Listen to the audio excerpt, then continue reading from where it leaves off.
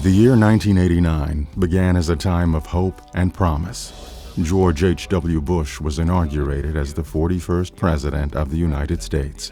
The Soviet Army ended a 9-year war in Afghanistan. The first Global Positioning System, or GPS satellite, was launched into orbit.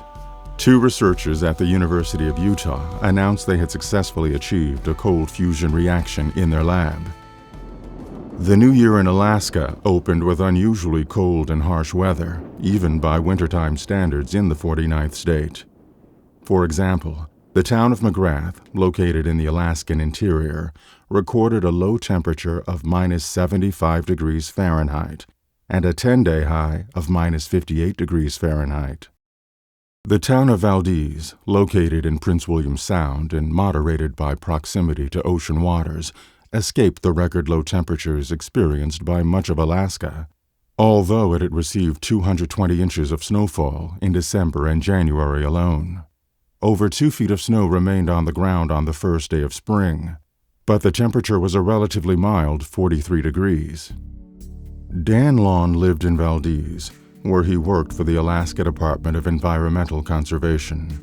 Lawn's job was to inspect facility and shipping operations at the terminus of the 800-mile Trans-Alaska Pipeline for the state of Alaska.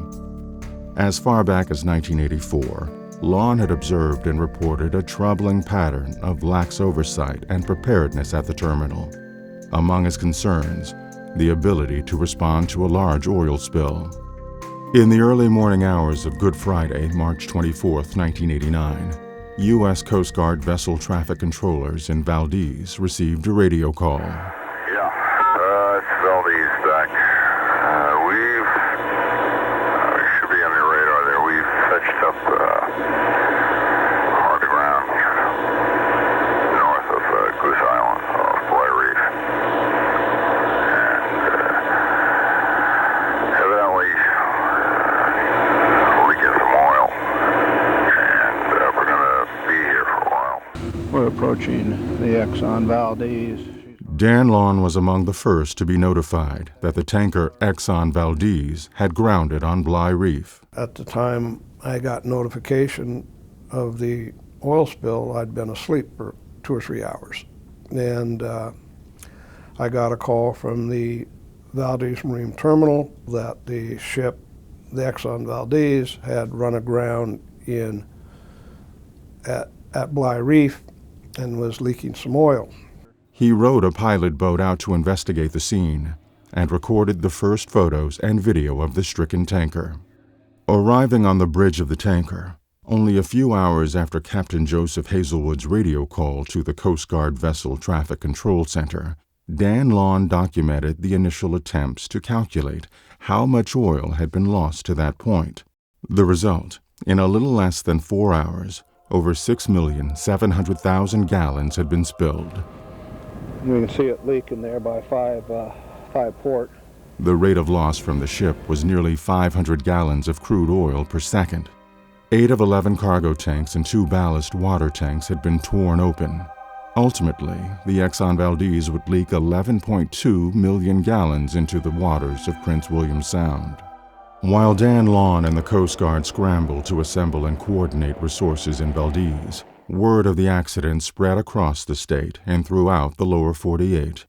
In Seattle, the Hazardous Materials Response Branch of NOAA, the National Oceanic and Atmospheric Administration, was notified early that first morning by the Coast Guard. This group, known as NOAA Hazmat, was created in the 1970s to provide scientific support and guidance during spills of oil and chemicals in the marine environment. Once characterized in a Seattle newspaper as eco-cowboys, NOAA Hazmat had established a reputation for rapid scientific response to environmental disasters. Following a frenetic morning of mobilization, the first wave of NOAA Hazmat responders departed for Alaska.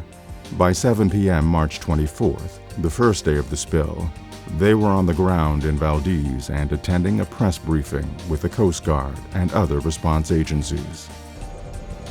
Over the next few weeks, NOAA Hazmat provided critical support for the response, detailing where the oil was and using computer models to predict where it would go. On the ground, NOAA team members helped to document initial oiling conditions on the beaches of Prince William Sound, as resources were mobilized for what would become the largest oil spill cleanup in history. Just as the scale of the spill and response was unprecedented, so too were the challenges. Prince William Sound was remote and considered to be both a pristine and robust ecosystem that also supported important fisheries. Devising and implementing plans for cleaning oil from contaminated shorelines became complex negotiations among competing and often adversarial interests. The role of NOAA hazmat scientist was to provide a neutral technical basis for the hard choices involved in the cleanup. Inevitably, their advice was not always embraced with open arms. David Kennedy led the NOAA hazmat response team in Alaska. A spill is a very emotional and draining event. So when you try and talk about the effects in kind of a reasoned, logical way with the science of many years behind it, they have a hard time understanding that. And as a result, that leads to some pretty hard feelings and in many cases, disbelief that what you're talking about and the fact that the science really doesn't prove that the environment will come to an end as they know it is not anything that they're willing or able to accept. As the weeks and months wore on in 1989, the oil on the shoreline weathered and became increasingly difficult to clean up. As a result, more aggressive techniques were developed and deployed. The use of high-pressure hot water to blast oil from the shoreline became more common. David Kennedy became concerned. Basically, the beach was being sterilized.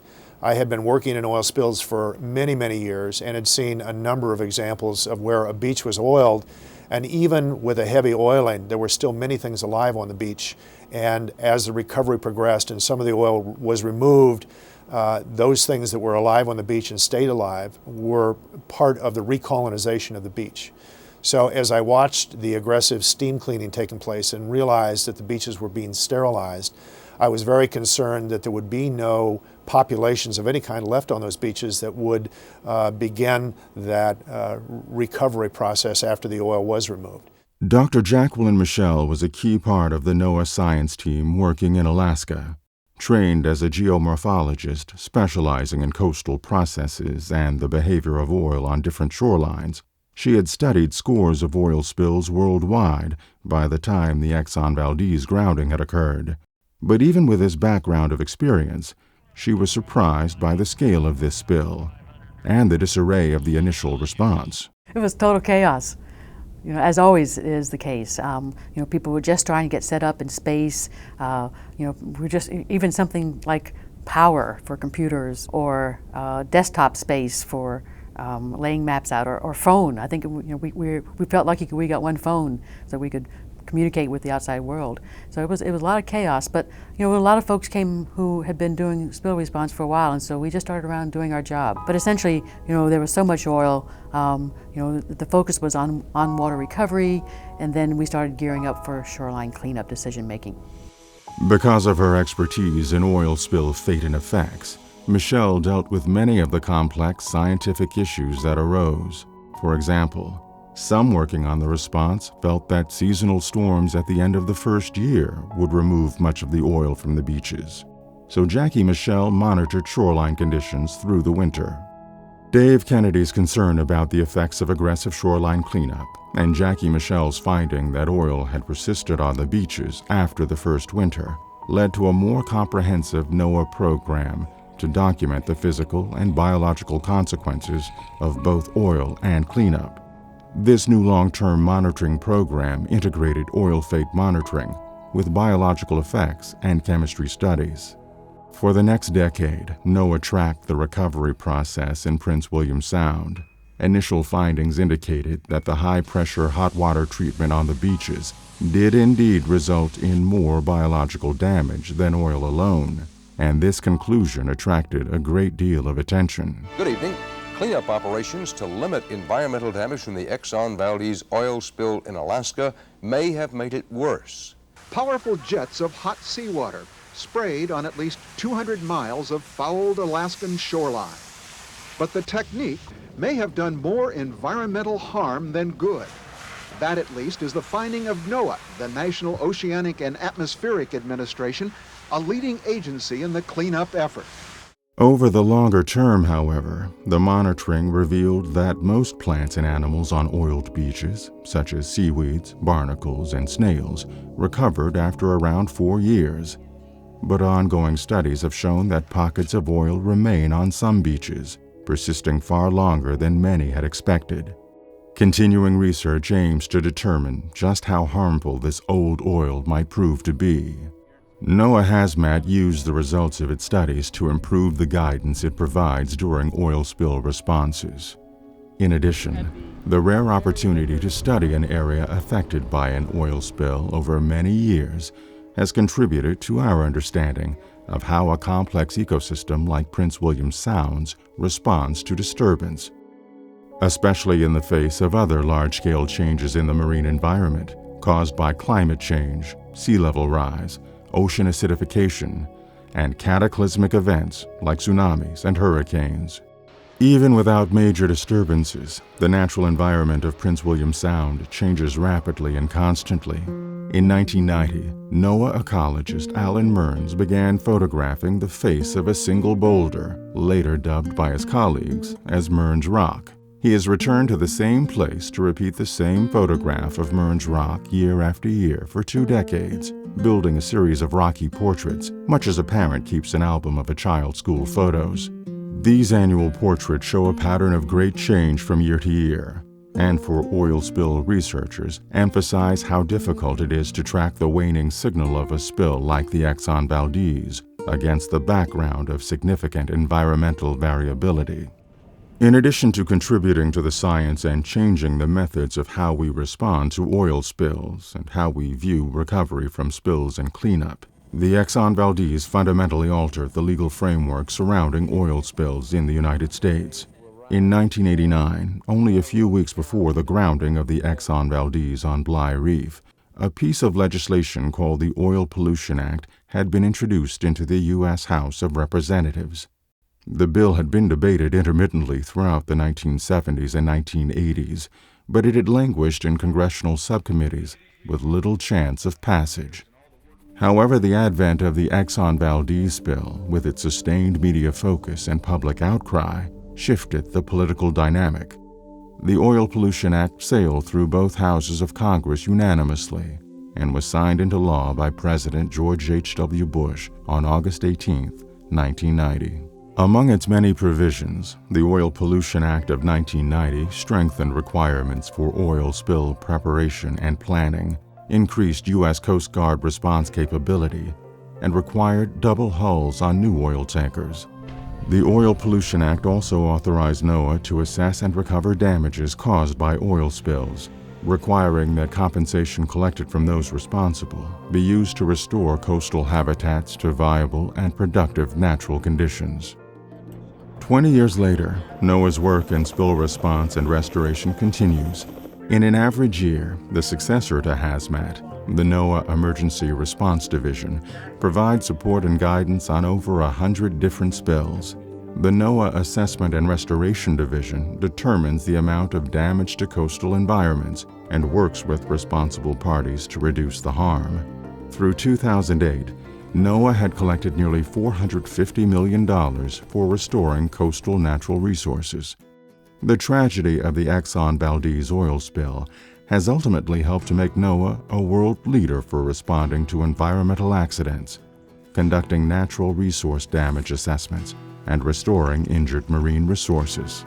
But just as the challenges have evolved in the years since the Exxon Valdez spill, they loom large and are changing at an accelerating pace as we move into the future. Melting of polar ice cover due to climatic warming has opened previously inaccessible areas of the Arctic to increased traffic and exploitation, resulting in a greater risk of spills under extreme conditions. Sunken shipwrecks off our coasts with millions of gallons of old fuel and cargo oil are beginning to leak into marine waters. The push to develop alternative energy sources, from biofuels to offshore wind and wave generation, will present new issues and new risks as we strive to make clean energy dreams a reality. 20 years later, the Exxon Valdez spill still means different things to different people, and it endures as a source of controversy, even as it recedes into history. The Exxon Valdez was an event that in history, most anyone I talk to that was, say, the age of 10 and beyond remembers very distinctly. There's still oil in Prince William Sound 20 years later, and in some places quite a bit. It just happened to be the Exxon Valdez. It just happened to be Exxon's ship. It could have been Arco's, it could have been BP's, it could have been anybody's ship. The reason the spill occurred is the system had deteriorated to the point where oversight was lax. It also was, as a result, a way to focus on where this country was with the oil spill response, look at a number of the issues that were associated with a response, and really do some soul searching because of the visibility, because of the magnitude of the spill, because of the geographic spread of the spill. There's a lot of interest in sort of revisiting, 20 years later, what have we learned? What still needs to be done, if anything? I'm starting to see that we're falling back into this complacency that existed before the oil spill.